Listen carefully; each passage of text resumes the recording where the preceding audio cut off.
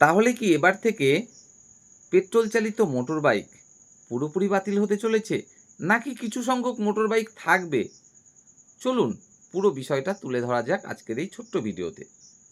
দেখুন, অবশেষে আমাদের রাজ্য পশ্চিমবঙ্গেও কিন্তু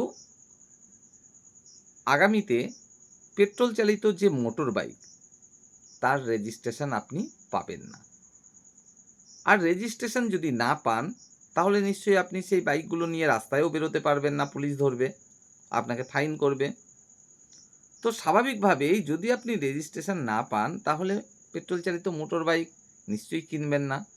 আর যদি না কেনেন পেট্রোল চালিত মোটর বাইক, নিশ্চয়ই আগামীতে আস্তে আস্তে আস্তে আস্তে করে এই পেট্রোল চালিত মোটর বাইকের সংখ্যা কমতে থাকবে। অর্থাৎ একটা সময় কিন্তু আমরা দেখব পেট্রোল চালিত মোটর বাইক সেটা পুরোপুরিই বন্ধ হয়ে গেছে। কিন্তু কি বলা হচ্ছে?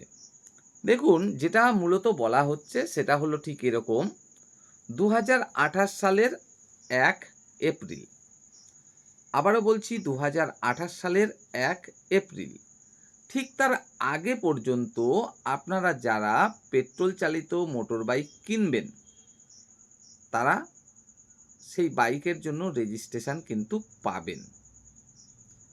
2028 সালের 1 এপ্রিলের পর থেকে পেট্রোল চালিত মোটর বাইকের যে রেজিস্ট্রেশন সেটা কিন্তু আপনি পাবেন না।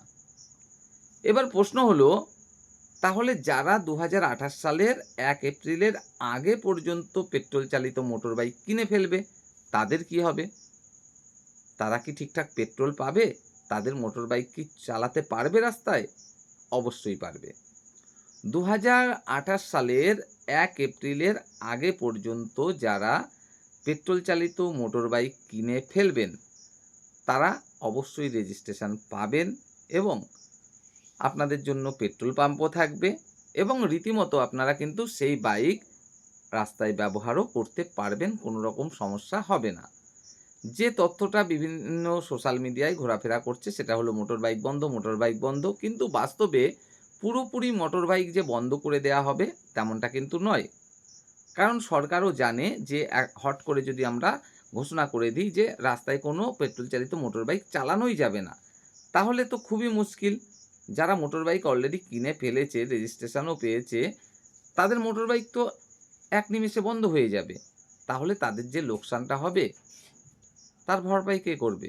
হ্যাঁ, এই উদ্দেশ্যে বলছি, ভরপাইয়ের ব্যাপারেও কিন্তু সরকার একটা সিদ্ধান্ত নিচ্ছে। সেটা হলো, একটা মোটর বাইক যদি আপনি কেনেন, ইলেকট্রিক মোটর বাইক, সেক্ষেত্রে 30,000 টাকা পর্যন্ত কিন্তু আপনি সহযোগিতা পেতে পারেন, সরকারি সহযোগিতা।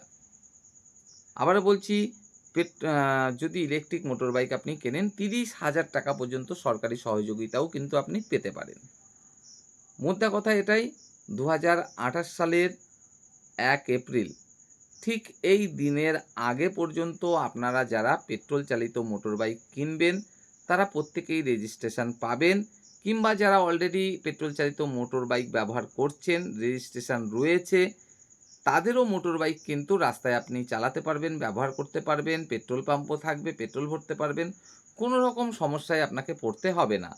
কিন্তু 2028 সালের 1 এপ্রিলের পর থেকে যখন আপনি পেট্রোল চালিত মোটর বাইক কিনতে চাইবেন, তখন সেই বাইকের কিন্তু আপনি রেজিস্ট্রেশন পাবেন না, এমনটাই সিদ্ধান্ত নেওয়া হতে চলেছে। এবং সেক্ষেত্রে রেজিস্ট্রেশন যদি আপনি না পান, নিশ্চয়ই রাস্তায়ও ব্যবহার করতে পারবেন না, পুলিশ তাহলে চালান কাটবে। আর সেক্ষেত্রে অবশ্যই একটা সময় কিন্তু আপনারা দেখতে চলেছেন যে রাস্তায় পেট্রোল চালিত মোটর বাইকের সংখ্যা ধীরে ধীরে লোপ পেতে পেতে একটা সময়ে শূন্যে কিন্তু এসে দাঁড়াতে পারে।